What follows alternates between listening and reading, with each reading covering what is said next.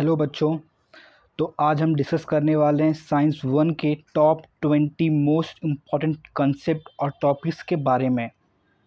तो ये जितने भी क्वेश्चंस रहेंगे वो आपको कंपलसरी पढ़ के जाने हैं बोर्ड एग्ज़ाम के लिए।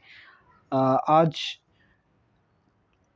से लेकर आपके पास 1 महीने का टाइम है, तो आई होप आप ये 20 क्वेश्चंस अच्छे से पढ़ लोगे। तो चलिए शुरू करते हैं आज की video. Welcome to the video. तो सबसे पहले चैप्टर से स्टार्ट करते हैं, ग्रेविटेशन चैप्टर में मैंने यहाँ पे 2 क्वेश्चन रखे हैं। सबसे पहला क्वेश्चन है यहाँ से केपलर्स लॉ। केपलर्स के तीनों लॉ अच्छे से पढ़ लेना विथ डायग्राम, कम से कम 3 बार पूछा जा चुका है। उसके बाद जो सेकंड क्वेश्चन होगा वो है तुम्हारा वेरिएशन इन वैल्यू ऑफ जी। तो ये क्वेश्चन आपको पढ़ लेना है अच्छे से। और यहाँ पे मैं एक तीसरा क्वेश्चन और ऐड करना चाहूँगा जो कि रहेगा on the concept of Newton's law of gravitation.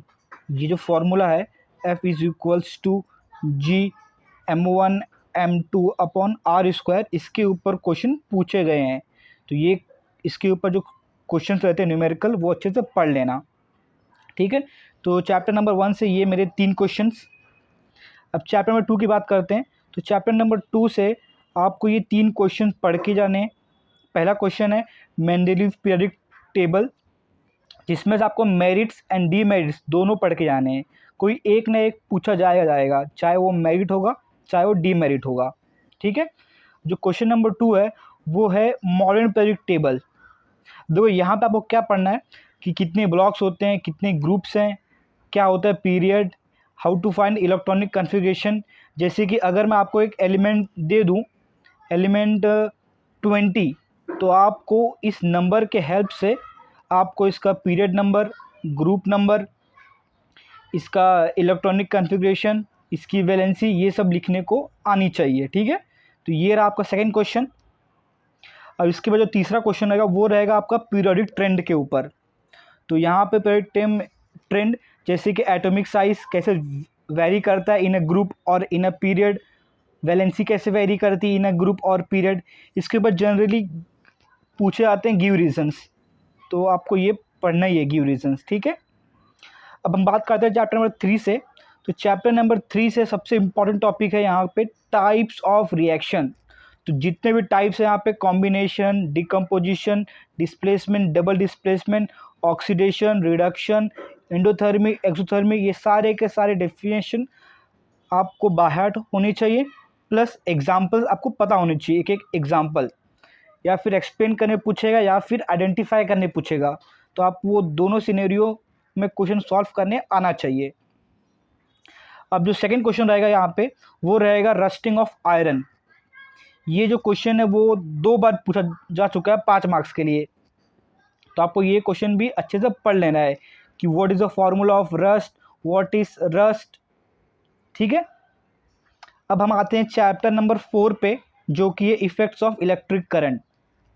तो इस चैप्टर में सबसे पहला इम्पॉर्टेंट जो रूल्स रहेगा वो रहेगा फ्लेमिंग्स के rule, right hand rule, left hand rule, plus right hand thumb rule. ये 3 रूल्स हो गए। उसके बाद आपको पता होना चाहिए क्या होता है इलेक्ट्रिक मोटर, क्या होता है इलेक्ट्रिक जनरेटर।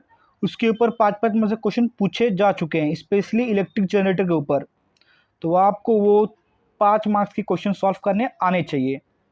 उसके बाद आपको ये कॉन्सेप्ट जो है मैग्नेटिक इफेक्ट, ये आपको सही से आना चाहिए। इसके ऊपर 5 मार्क्स का क्वेश्चन बन चुका है 2 बार। तो ये देखो, ये डायग्राम रहेगा और इसके ऊपर क्वेश्चन पूछा जाएगा, ठीक है। अब हम देखते हैं आगे। तो आगे एक और क्वेश्चन इसमें ऐड हो रहा है, ये live wire, neutral wire and earth wire के ऊपर। तो what is live wire, what is neutral wire, what is earth wire, what is the potential difference between live wire and neutral wire, तो ये सब आपको आना चाहिए। What is fuse, what is short circuit, तो ये सब आप अच्छे से पढ़ लेना। ये चैप्टर नंबर 4 के एंडिंग, ये चैप्टर नंबर 4 के एंडिंग पार्ट में है, तो वहाँ से आप पढ़ सकते हो। चैप्टर नंबर 5 से बात करते हैं। तो चैप्टर नंबर 5 से सबसे इम्पोर्टेंट क्वेश्चन रहेगा लेटेंट हीट के ऊपर। व्हाट इज लेटेंट हीट, ठीक है। उसके बाद जो सेकंड क्वेश्चन है वो रहेगा स्पेसिफिक हीट क्या होता है और हीट एक्सचेंज का प्रिंसिपल। और इसका जो तीसरा क्वेश्चन रहेगा वो रहेगा तुम्हारा एनामोल्स behaviour, Anamol behaviour of water, तो वो आपको अच्छे से आना चाहिए। तो यहाँ से ये 3 question, latent heat, specific heat and heat exchange, and third anomalous behaviour of water. Chapter number 6 पे जाते हैं।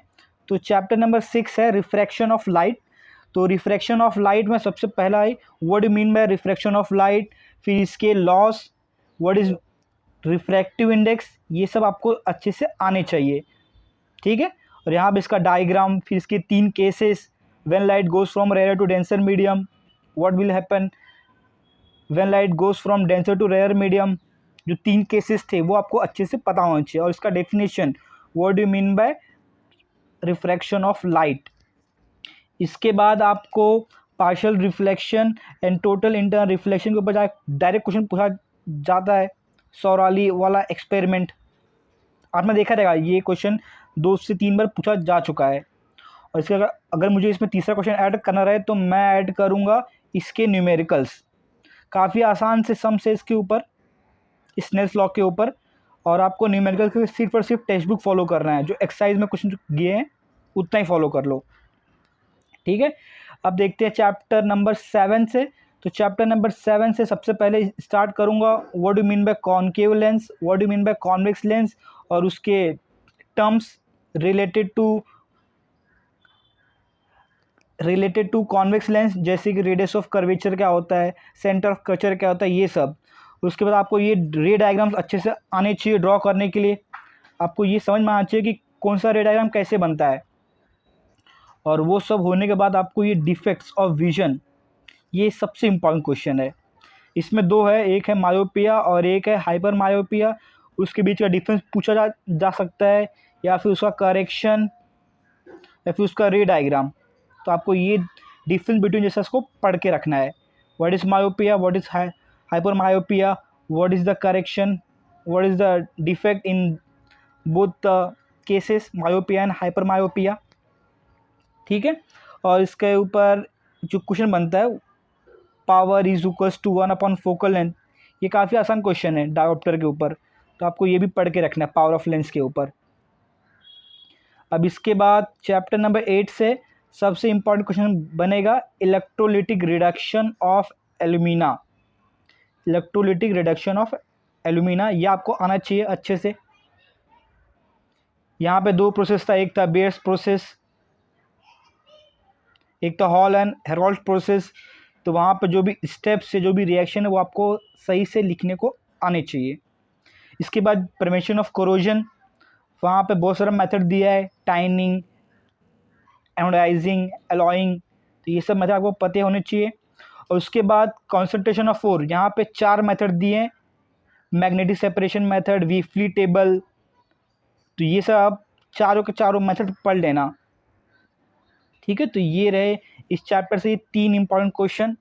और अगर आपने ये 3 क्वेश्चन पढ़ ले, उसके बाद थोड़ा बहुत इसका रिएक्शन भी देख लेना, reaction of metal with water with oxygen, ऐसे।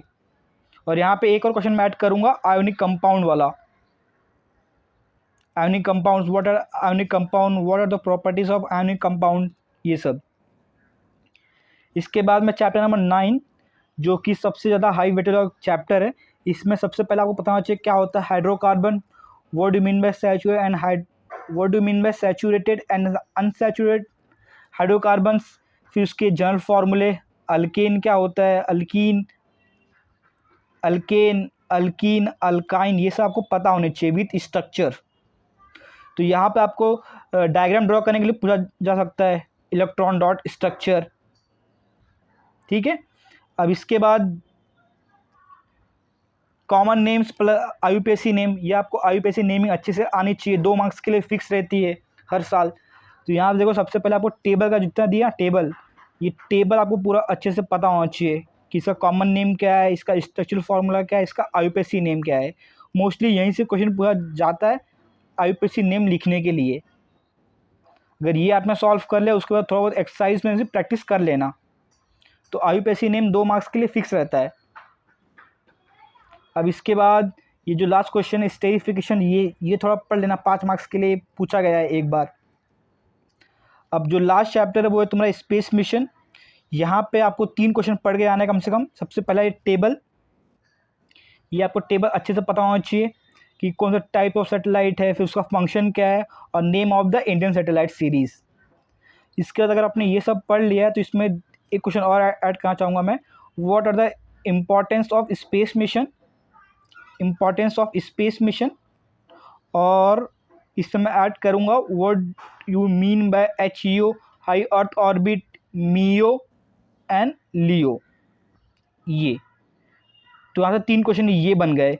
एक बना क्या, importance of space mission, second बना व्हाट मीन बाय HEO, मीओ, लियो, और थर्ड बना ये टेबल के ऊपर।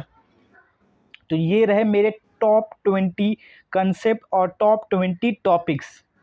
ये वीडियो आप अपने दोस्तों को जरूर शेयर करना, और अगर आपने कुछ भी नहीं पढ़ा है तो कम से कम ये 20 टॉपिक्स जरूर पढ़ के जाएं।